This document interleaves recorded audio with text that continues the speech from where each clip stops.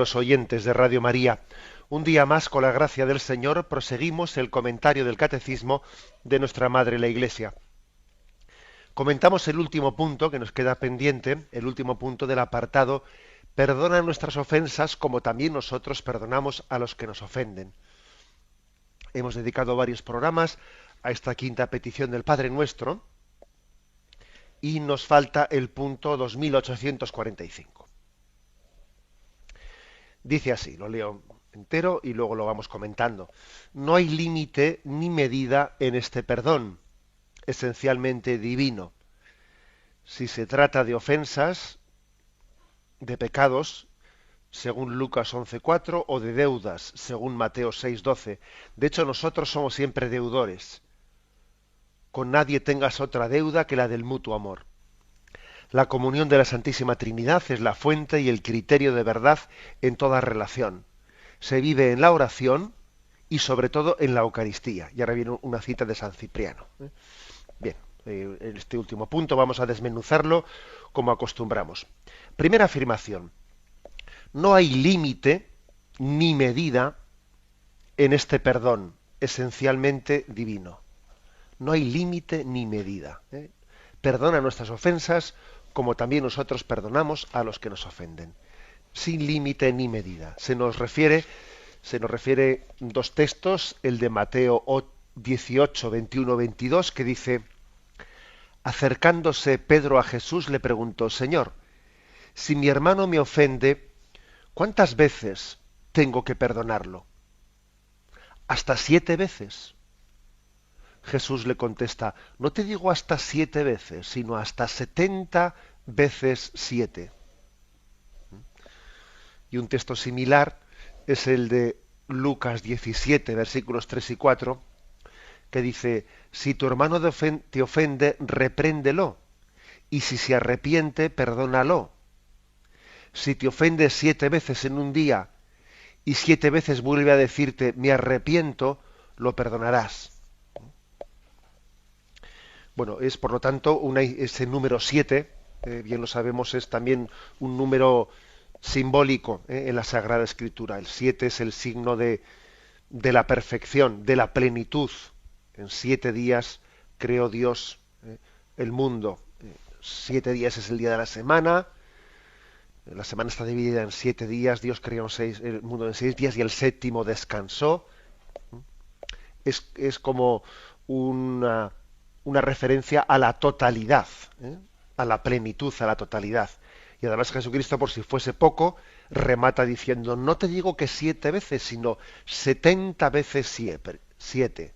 Es decir, más allá del tiempo. Es decir, para Dios la decisión de amar es sin arrepentimiento, sin marcha atrás. Dios se ha decidido a amar no como una estrategia, no como decir te amo mientras que me lo demuestres. No, no, Dios te ama incondicionalmente y para siempre. Dios no puede no amar. Acordaros de esa fase de la Escritura: aunque nosotros le seamos infieles, Él siempre será fiel, porque no puede contradecirse a sí mismo. O sea, Dios va a ser amor siempre. Él no puede dejar de serlo. O sea, es imposible. Eso es una contradicción. Luego la decisión de Dios de amar y ser misericordioso es definitiva. Por eso dice 7 veces. Nosotros tenemos que hacerlo como a imagen y semejanza de Dios. 7 veces, 70 veces 7, ¿no? Es decir, todo lo que el hombre puede en sus capacidades, asistido por la gracia. Que la gracia hace que en nuestra capacidad humana se plenifique. Bueno, yo sé que igual algún oyente, según explico yo esto, puede decir: bueno, vamos a ver, ¿no hay un texto que parece decir lo contrario? Ese texto que dice Marcos 3, versículo 28. En verdad os digo, todo se le podrá perdonar a los hombres, los pecados y cualquier blasfemia que digan, pero el que blasfeme contra el Espíritu Santo no tendrá perdón jamás.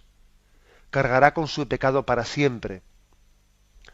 se refería a los que decían que tenía dentro un espíritu inmundo, y también en otros evangelios paralelos pues también hace referencia a ese pecado contra el Espíritu Santo que no podrá ser perdonado. Entonces vamos a ver, esto no es contradictorio, no es contradictorio la doctrina del perdón incondicional de Jesucristo, aunque vuestros pecados sean rojos como la escarlata, blanquearán como nieve, y Dios nos pide que perdonemos siempre y perdonemos todas las ofensas.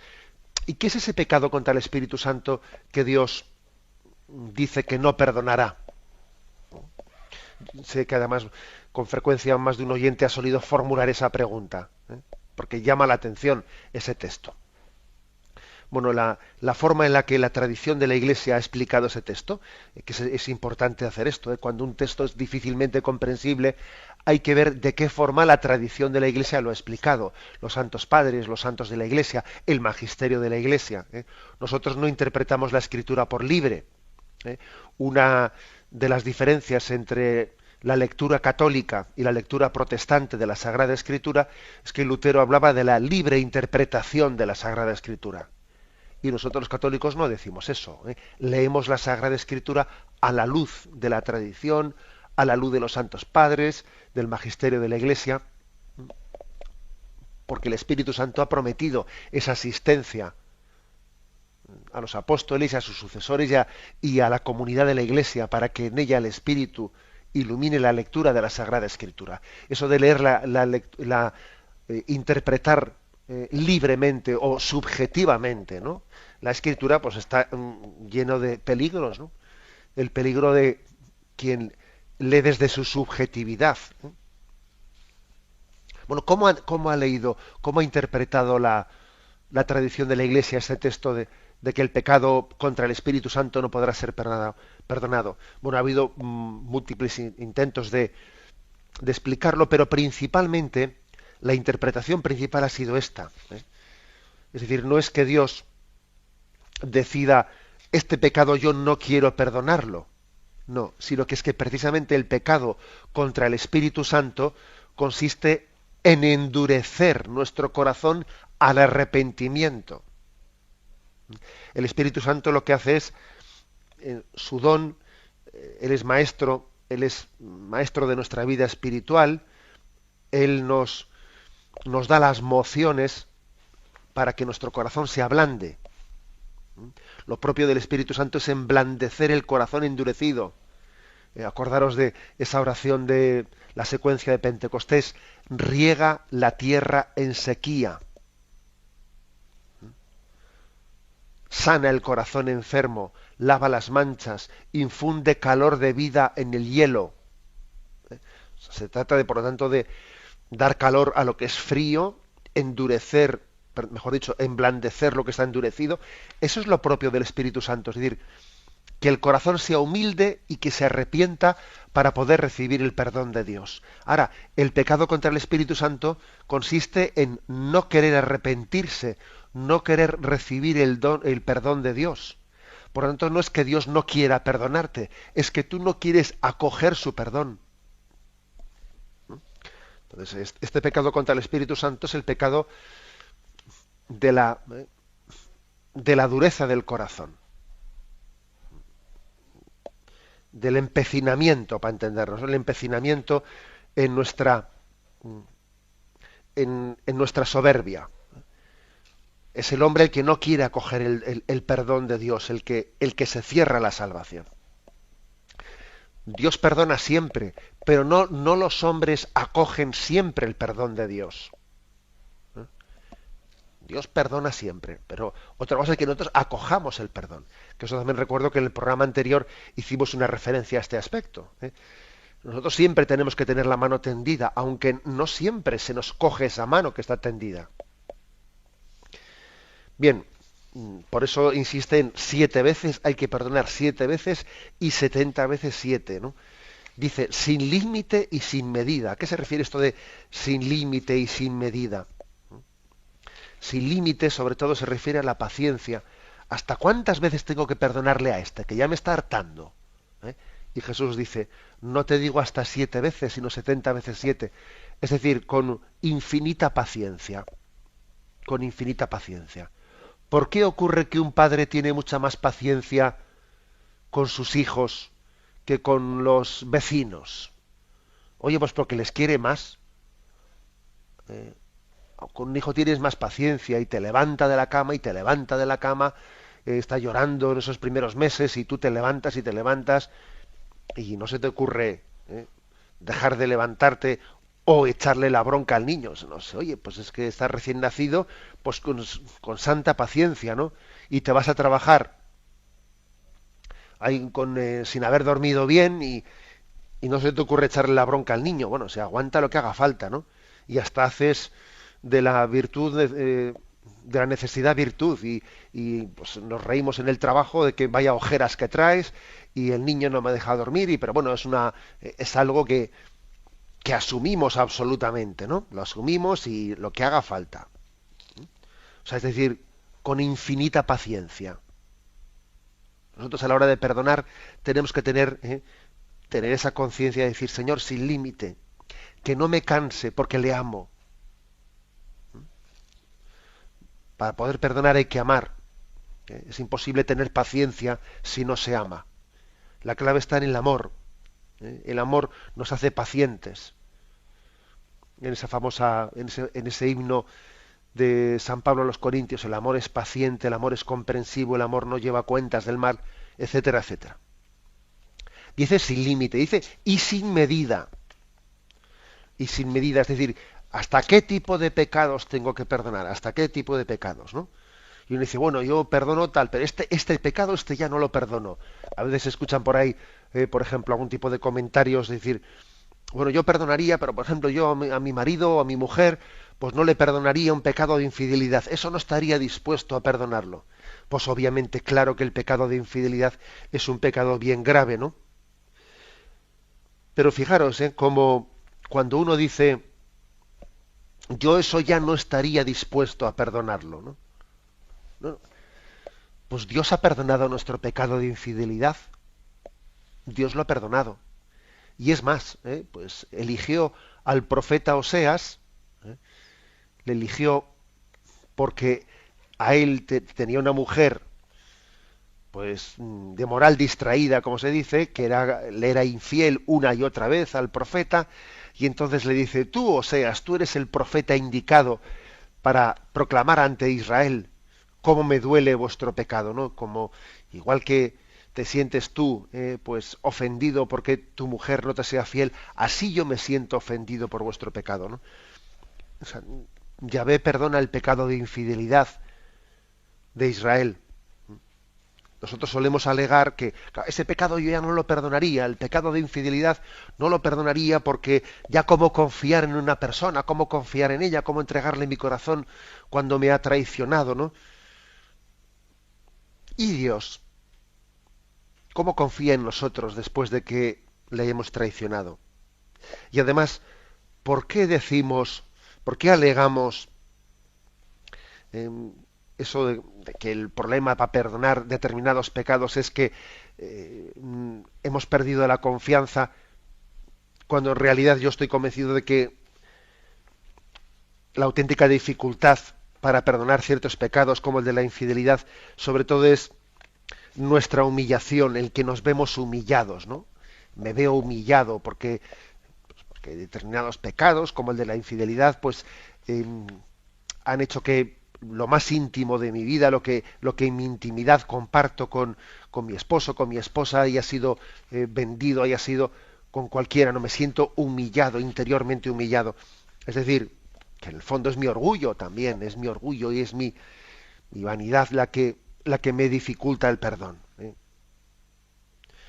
Por lo tanto, dice el catecismo, perdonar sin límite y sin medida. Límite se refiere más especialmente al tiempo, cuántas veces perdonar, y medida se refiere más al, al tipo de pecado, un tipo de pecado que puede ser más dificultoso perdonar que el otro, ¿no?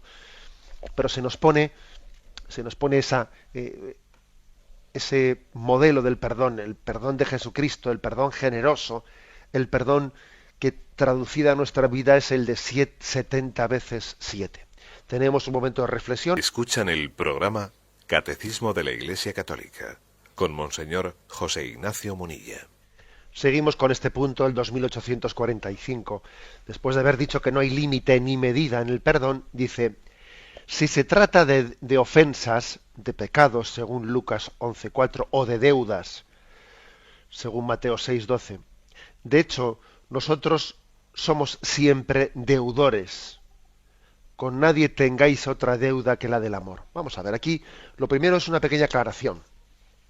La traducción actual del Padre Nuestro, sabéis que dice: perdona nuestras ofensas, como nosotros perdonamos a los que nos ofenden. Los oyentes que no son jovencitos aprendieron otra versión del Padre Nuestro: perdona nuestras deudas, como nosotros perdonamos a nuestros deudores. Entonces, bueno, ¿por qué hay esa diferencia de traducciones? Bueno, pues la hay principalmente porque hay dos versiones del Padre Nuestro, la de Mateo y la de Lucas. Y en el Evangelio de San Mateo dice: perdona nuestras deudas. Y en el de San Lucas dice: perdona nuestros pecados. Hay como dos versiones.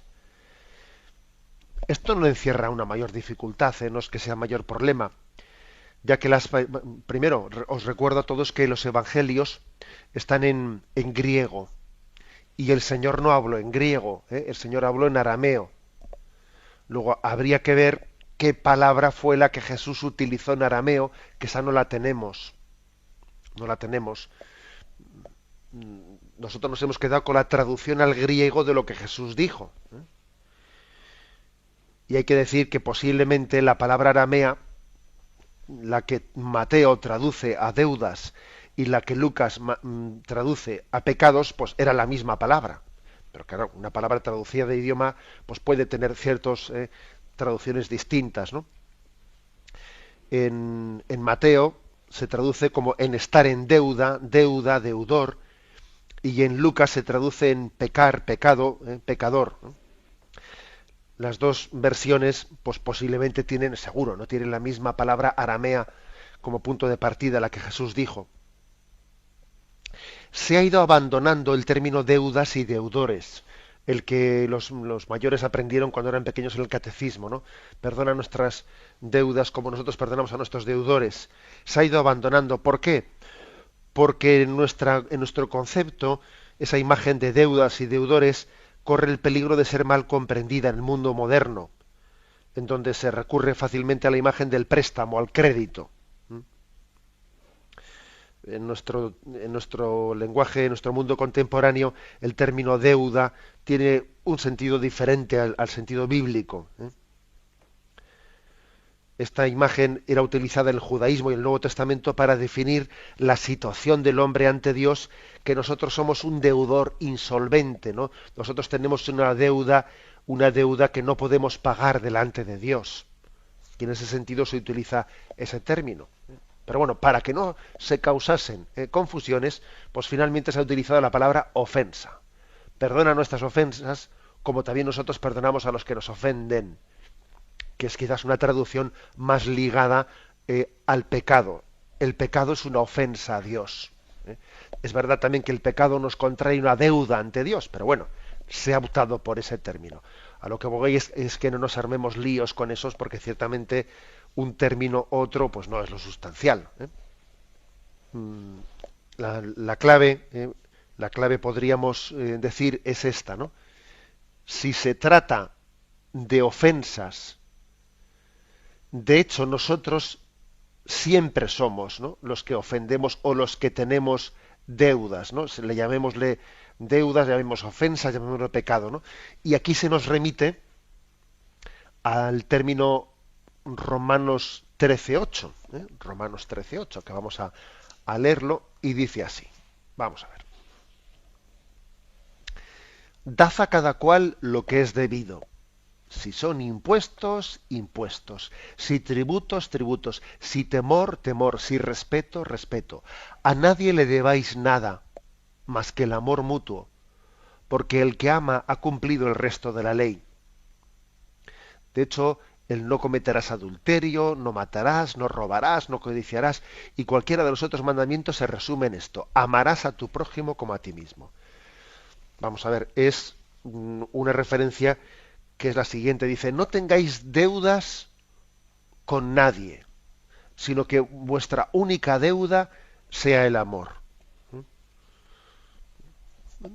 Curioso esto, ¿eh? Curioso, porque el ideal evangélico y el ideal de la Sagrada Escritura es que el hombre no se tome falsas confianzas, ¿eh? Falsas confianzas en el sentido de decir, bueno, yo a este le pedí un préstamo y no se lo devuelvo, le pedí tal cosa prestada, le pedí prestado pues unos aperos para el trabajo, le pedí prestado algo para comer, lo que sea, y yo ahora, como ya me lo dejo, pues ahora ya me siento, bueno, pues con la cara de que ya se lo devolveré, cuanto más tarde se lo devuelva mejor, cuanto más... No, y en ese sentido la Sagrada Escritura en más de un texto dice, devolverás a eso que has pedido prestado cuanto antes, ¿no? Es curioso, eso hay bastantes pasajes del Evangelio, especialmente del Antiguo Testamento, en que esto se insiste, en devolver lo prestado con prontitud, en cuanto antes se pueda. ¿Por qué? Pues porque nosotros a veces confundimos fácilmente el tener confianza o el tomarnos confianzas. ¿Eh? Lo confundimos, o sea, somos caraduras, abusamos, abusamos de ese concepto. Entonces dice, tú a nadie debas nada. Hombre, ya sabemos que en ocasiones hay que pedir un préstamo. Alguno dice, pues yo más de la mitad de mi piso se la debo al banco. Pues claro, pues qué más quisiéramos, ¿no? Que no fuese de otra manera. Pero vamos, ya os dais cuenta a qué se refiere. Se refiere a que no haya un abuso de confianza, un abuso. Pero hace un matiz. Dice, a nadie debas nada más que amor, porque el amor sí es bueno que lo debas. Todos nos debemos amor mutuo. O sea, el amor es gratuito, el amor es inmerecido, y eso se lo debes a los demás. Estamos en deuda con los demás porque nos quieren. Porque, o sea, es decir, tenemos que tener detalles de amor unos con otros porque estamos en deuda. Y ahora no estamos hablando de ese tipo de relación diplomática que es por interés, ¿no? Que dice el Evangelio, si tú das únicamente a ese que sabes que después él se va a comportar bien contigo, ¿qué mérito tienes? ¿No? O sea, el amor tiene que ser incondicional. Luego, fíjate, ¿no? Pues ese con el que has ido en metro esta mañana, le debes amor, porque esa persona ha recibido el mandamiento de Dios de amarte a ti. Y entonces tú le debes amor, porque él también, obedeciendo al mandato de Dios, está llamado a amarte a ti. Luego tú estás llamado a amarle a él. A nadie le debáis nada más que amor. Fijaros que hay personas que dicen, mira, más vale, no es que lo digan conscientemente, pero dicen, mira, más vale no tener mucha relación con los demás, cuanto más nos encerremos en nosotros mismos mejor, nos cerramos a cal y canto en mi casa, echamos los cerrojos, damos doble vuelta a la llave, y así cuanto menos recibas, menos das, menos obligación tienes de dar, ¿no? Es decir, voy a intentar ni siquiera tener deudas de amor. Y para eso uno no se relaciona con nadie. Eso es el ideal absolutamente contrario al del Evangelio. Absolutamente contrario. Dice, a nadie debas nada más que amor. No tengas miedo a deber amor. No tengas miedo a dejarte querer. Hay personas que no se dejan querer, por su orgullo, por su soberbia, y porque saben que si se dejan querer, luego ellas tienen que amar, tienen deudas de amor. Tienen deudas de amor y entonces se resisten a querer, ¿no? Esta es una llamada, ¿no? a no tener miedo al amor. No tener miedo al amor. Y claro que el amor nos crea deudas, pero son deudas de amor, a las que no tenemos que tener miedo, ¿no? Benditas deudas, benditas deudas de amor. El que yo le deba tanto amor a tanta gente que nos ha querido, pues esas deudas son maravillosas. Las que no son maravillosas son las otras, ¿no? que son deudas, pues bueno, pues si quieres que de abuso, ¿no? De abuso, de caradura, o de explotación de confianza. Bueno, otro pequeño detalle que no debe de pasar desapercibido. Dice aquí, de hecho, el no cometerás adulterio, no matarás, no robarás, no codiciarás, y cualquiera de los otros mandamientos se resumen: amarás a tu prójimo como a ti mismo. En ese texto lo que viene a decir es: no tomemos excusa de la caridad para las injusticias.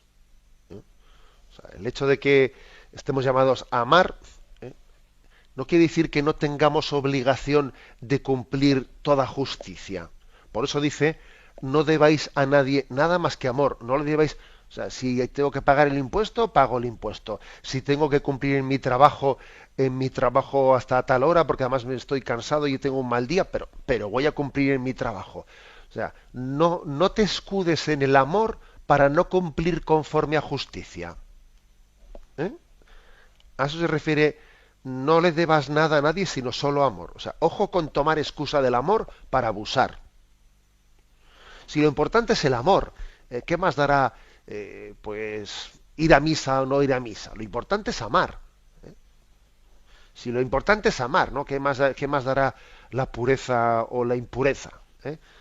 La sexualidad o no la sexualidad. Lo importante es amar. Si lo importante es amar, ¿qué más dará que se me haya escapado una palabra, una palabrota, una blasfemia? Lo importante es la intención, el amar. O sea, ojo, ojo. O sea, a esto se refiere ese texto. Es decir, de ojo con tomar excusa del amor, de la caridad, para justificar las injusticias. Porque contraponer amor a la ley es una contraposición falsa.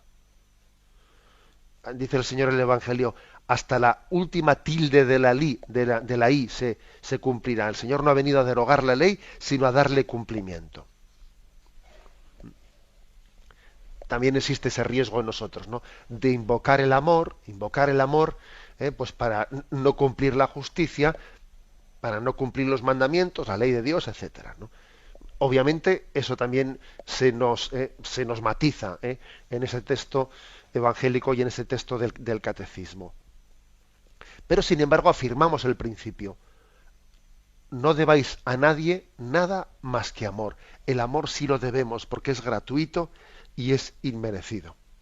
Tenemos un momento de reflexión y continuamos enseguida.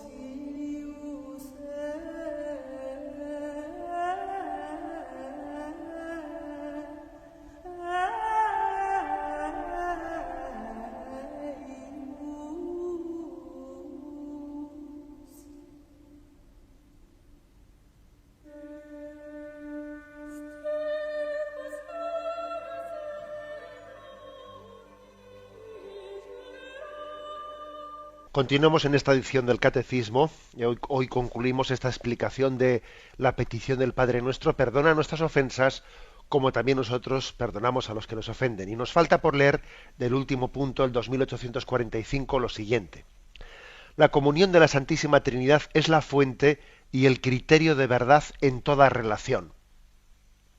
se vive en la oración y sobre todo en la Eucaristía.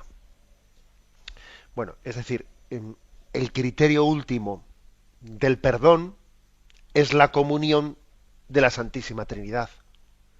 Dios es amor, Dios es comunión, y por lo tanto nosotros lo más contrario que tenemos a vivir según Dios y conforme a Dios y conforme a ese ser imagen y semejanza de Dios, lo más contrario a eso es haber roto en la ofensa contra los demás, el haber roto con ellos, el estar enemistados con los demás.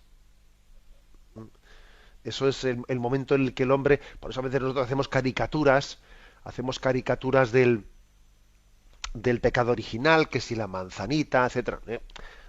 Pero fuera, ojo, más allá de que a veces, pero qué tontería, ¿no? Si comer de un árbol, o sea, solemos hacer como una caricatura para no entenderlo, pero entendamos que adentrémonos en el misterio de que Dios es comunión, y el hombre no puede hacer nada más grave que romper la comunión con Dios enemistándose con Él y automáticamente enemistándose entre nosotros, porque quien no está en paz con Dios está en guerra con todos los que le rodean. Eso siempre ha sido así. Es la historia de la humanidad, ¿eh? El que no está en paz con Dios está en guerra con todos los que le rodean.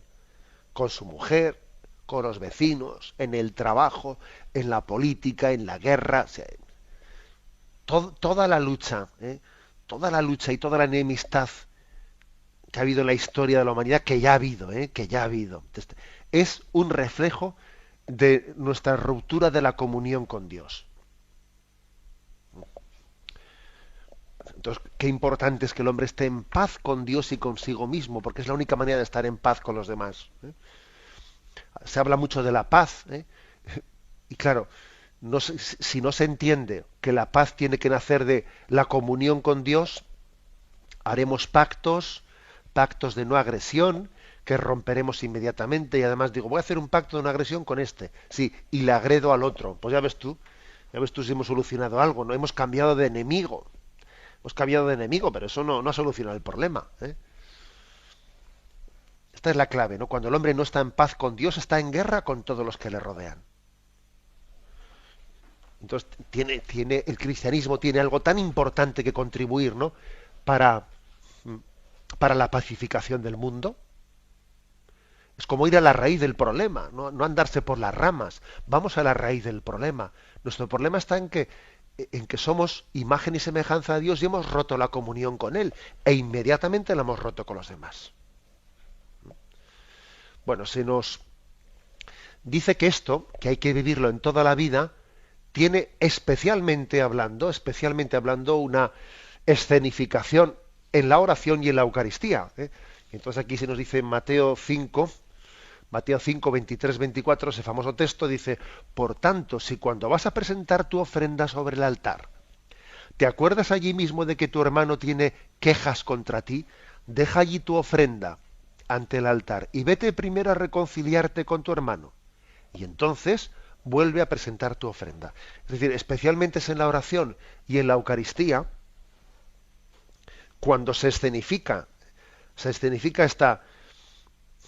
esta contradicción. Es decir, Dios no quiere de nosotros que hagamos una oración ritualista externa que no signifique y no visualice nuestra profunda conversión. O sea, no tiene sentido alguno que uno dice, bueno, voy a hacer una liturgia perfecta. ¿Y qué quiere decir perfecta? Que las formas sean, que los cantos salgan bordados. No, mire usted, es una liturgia perfecta es aquella que no es externa a ti, sino que te compromete, te conmueve, te cambia. Es decir, yo no puedo salir de una liturgia, no puedo salir de la celebración de la Eucaristía sin que no haya sentido un auténtico revulsivo, un revolcón para mi conversión. Porque no es algo externo a mí, sino que es algo que me compromete, ¿no? Yo me ofrezco con el que se ofrece al Padre, que es Jesucristo. Por lo tanto, no se puede rezar bien, no se puede celebrar la Eucaristía bien sin que eso te llame inmediatamente a la conversión, a la reconciliación. ¿Cuántas Eucaristías mal hechas, mal celebradas, en las que uno sale igual que ha entrado? Eso es una profanación de los sacramentos. Por eso tiene una fuerza muy grande, ¿eh? Tiene una fuerza muy grande este texto que nos pide que no permanezcamos incólumes, ¿no? Que no permanezca invulnerable, que no permanezca, sino que en vez de agarrarme a mis falsas seguridades, ¿eh? Que yo al presentarme en la Eucaristía eso me remueva los cimientos, que me remueva y me dé cuenta que tengo que cambiar o sea, que caigan mis rencores, ¿eh? Mis odios, mis antipatías, mis enemistades, que caigan al suelo, ¿no? Como un guerrero al que se le cae la lanza y el escudo y se queda desnudo. Esa es la imagen. San Cipriano, que aquí es la forma en la que concluye este punto del catecismo, comenta esto. Y San Cipriano dice, fijaros que estamos hablando del siglo segundo, si no me equivoco, segundo, tercero. Dios no acepta el sacrificio de los que provocan la desunión. Los despide del altar para que antes se reconcilien con sus hermanos. Dios quiere ser pacificado con oraciones de paz. La obligación más bella para Dios es nuestra paz, nuestra concordia, la unidad con el Padre y el Hijo y el Espíritu Santo de todo el pueblo fiel. Aquí hay una frase impresionante que dice: Dios quiere ser pacificado con oraciones de paz. ¿Qué significa ser pacificado? Bueno, que cuando el hombre se presenta ante Dios, como está en deuda con él, le dice: Señor, vengo a hacer las paces contigo. Vengo a hacer las paces, ¿no? Señor, no tengas en cuenta mi pecado, etcétera. A eso se refiere a ser pacificado. Entonces dice, ¿cómo hago yo las paces con Dios? Dios quiere ser pacificado con oraciones de paz. Es decir, le presento a Dios mi decisión de perdonar a mi hermano. Le presento a Dios mi decisión de cambiar las lanzas por podaderas, como dice ese texto, ¿no?, del profeta. Cambiará las lanzas por podaderas, es decir, voy a dejar de estar en guerra con los que me rodean, ya ha llegado el momento de construir. Harás arados con los escudos, harás podaderas con las lanzas, es decir, vamos a ponernos a trabajar en plan práctico y vamos a dejar de estar en guerra unos con los otros. Esa es la manera de buscar la paz con Dios. Dios quiere ser pacificado con oraciones de paz. Lo que a Dios le conmueve en su corazón es la decisión de decir: venga, vamos a pasar página de lo negativo de la vida y vamos a ponernos a construir, a remangarnos y a trabajar conjuntamente. Esto enseguida nos evoca esa famosa parábola que tanto hemos comentado estos días, esa parábola de ese rey al que se le debía 10.000 talentos, etcétera, y entonces él estuvo dispuesto a perdonar, y la paradoja fue que ese que había sido perdonado luego no era capaz de perdonar 100 denarios, ¿no?, a uno que le debía. Es decir, volvemos a lo mismo. Dios quiere ser pacificado con oraciones de paz. Y al final, el Salmo 50, ese famoso Salmo de David, lo explica todo, ¿no? Un corazón contrito y humillado, tú no lo desprecias, Señor. Misericordia, Dios mío, por tu bondad, por tu inmensa compasión, borra mi culpa, lava del todo mi delito, limpia mi pecado, pues yo reconozco mi culpa, tengo siempre presente mi pecado, contra ti solo pequé y cometí la maldad que aborreces. Y entonces cuando el Señor dice: sacrificios no los aceptas, pero he aquí que yo te presento un corazón contrito y humillado. Y eso es lo que le conmueve a Dios, eso es lo que le pacifica a Dios, el corazón contrito y humillado de David, y de cada uno de nosotros, que se desnuda con facilidad ante Dios, ¿no?, sabiéndose gratuitamente perdonado y sintiéndose, ¿no?, en esa obligación de amor. A nadie debáis nada más que amor. Luego eso se traduce en el perdón. lo dejamos aquí y damos paso a la intervención de los oyentes. Podéis llamar para formular vuestras preguntas al teléfono 917-107-700. 917. Buenos días de Dios, Padre. Buenos días, adelante, le escuchamos. Quisiera preguntarle sobre la madre, sobre si es o no es omnipresente. De acuerdo. Vamos a ver. La palabra omnipresente o infinito, todopoderoso, etcétera, en sí únicamente se le puede referir a Dios. Decir que María es todopoderosa, que es infinito, que es omnipresente, es decir, todo aquello que haga referencia a la infinitud, algo que es infinito, únicamente puede ser referido a Dios. No se puede decir de una criatura humana como es María, por muy santa que sea, pues que tiene un poder infinito o es omnipresente, etcétera. Otra cosa es que en la tradición católica podemos decir que María por la gracia, es decir, por don de Dios, no por su propio poder, por el don de Dios, siempre se ha distinguido que, por ejemplo, que Jesús subió al cielo y sin embargo María ascendió a los cielos, ¿no? Porque Jesús sube por su propio poder y María es subida a los cielos. Bueno, bien, pues pongo este ejemplo para entender que María, por gracia, por amor de Dios, ha recibido el don de estar presente en toda nuestra vida y en ese sentido se hace omnipresente o tiene o decimos de ella que tiene un amor infinito, etcétera, pero son términos que tenemos que aplicar no literalmente, sino como dones de Dios recibidos por la gracia. Entonces, bueno, por ejemplo, cuando dice ese famoso texto, ¿no? Ese famoso, digamos, dicho refrán católico, de María nunca diremos suficiente, siempre nos quedaremos cortos.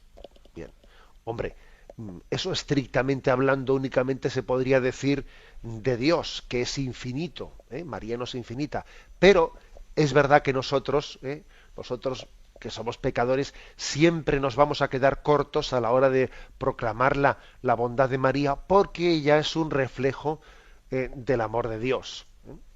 Por lo tanto, distingamos dos cosas. Si hablamos en el sentido literal del término, pues decir omnipresente únicamente se puede decir de Dios. Ahora bien, por la gracia de Dios, porque Dios le ha querido que María esté presente en todas nuestras vidas, que sea madre de todos nosotros, etcétera, recibido por la gracia, o sea, entendido como un don de la gracia de Dios, sí se puede decir de María como algo participado de Dios. Bueno, demos paso al siguiente oyente. Buenos días. Buenos días, soy Jesús. Adelante, Jesús. Mire, le comentaba hace unos días que vengo pensando sobre el sacramento del orden sacerdotal, los que son diáconos permanentes. ¿Eso quiere decir que no tenga las puertas abiertas para abrazar ya el presbiterado? De acuerdo, sí, pues mire, pues en la disciplina de la Iglesia así es.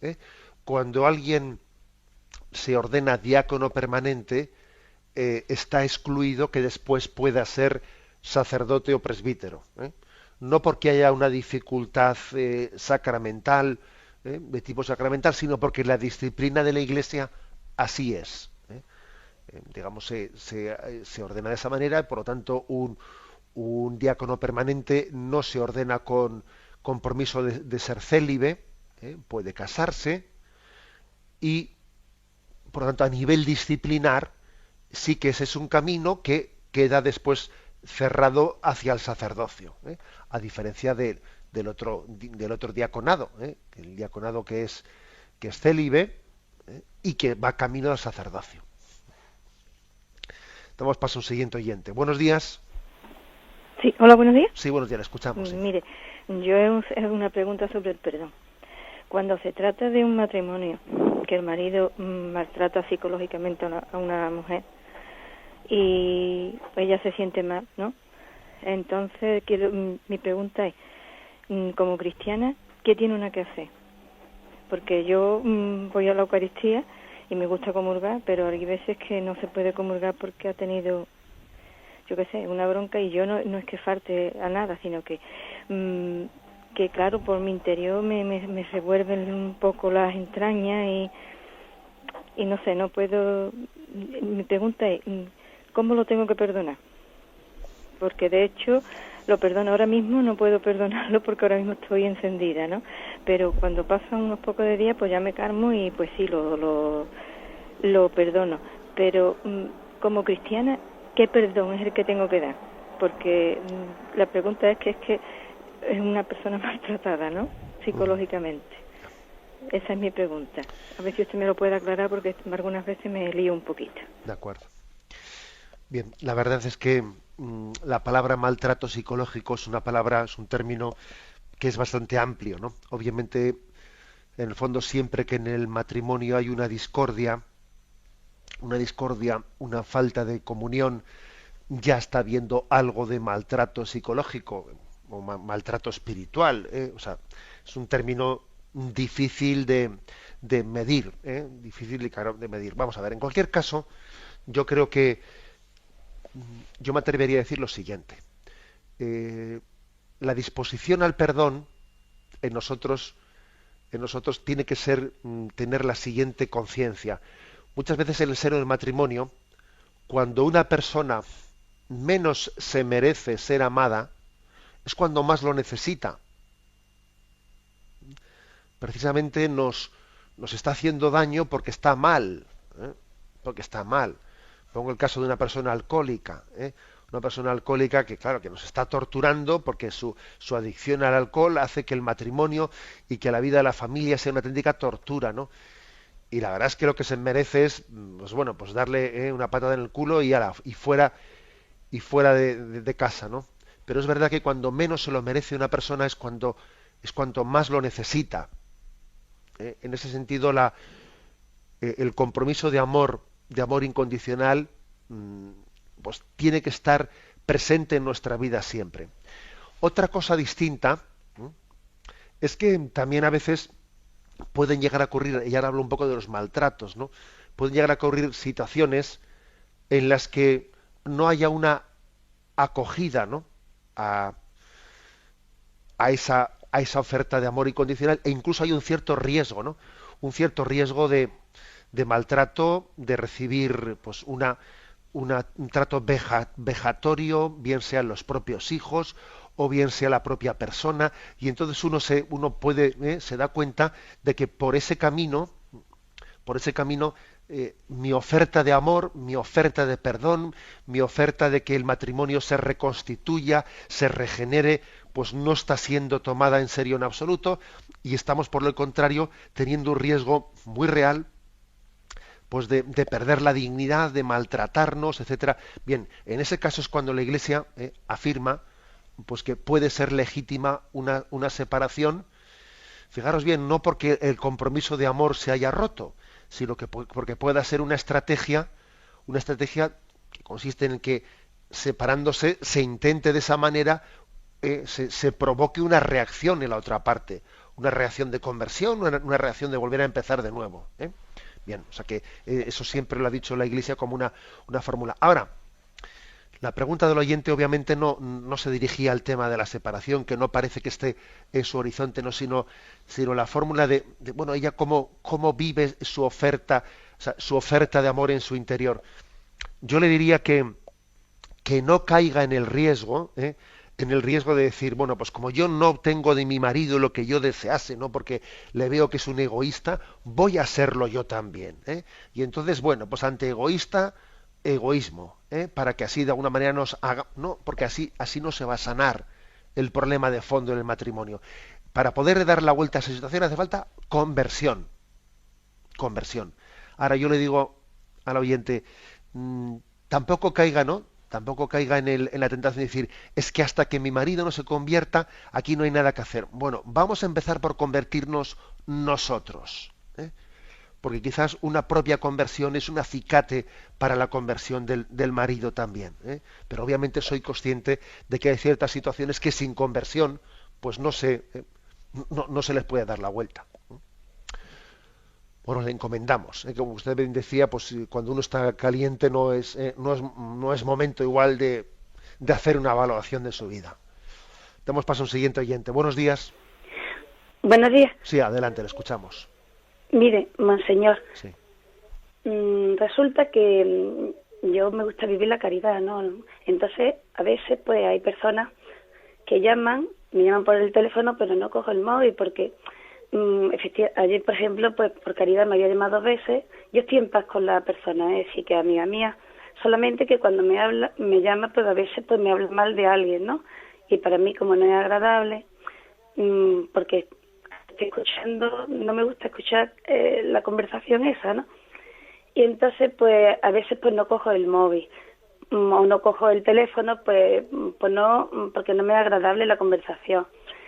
¿Falta la prioridad cuando no cojo el teléfono o tengo que cogerlo siempre? Porque a veces me queda esa cosa de que me está pidiendo ayuda, pero claro, la conversación es una conversación vana porque es desagradable, es crítica sobre otra persona que para mí no es agradable entrar en ese tema, ¿comprende? De acuerdo. Vamos a ver, yo creo que obviamente un ambiente de crítica hacia el prójimo tenemos que evitarlo. Y hay 2 formas de evitarlo, ¿eh? Pues una es la corrección directa y expresa y otra es pues huir de la tentación.